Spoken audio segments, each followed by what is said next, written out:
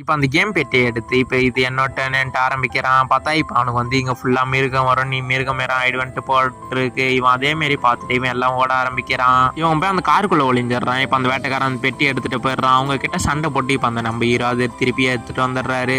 இப்போ வீட்டில் போய் கேம் கண்டினியூ பண்ணலான்ட்டு வீட்டுக்கு கிளம்ப போக ஆரம்பிக்கிறாங்க. இப்போ வீட்டுள்ள போய் பார்த்தா இப்போ வீடே ஃபுல்லாக காடாக மாறி இருக்கு. இப்போ பயத்திலே உள்ளே போயிட்டு இப்போ கேம் விளாண்டாதான் இப்போ சரியாக்க முடியும்ட்டு போய் திருப்பி விளையாட ஆரம்பிக்கிறாங்க.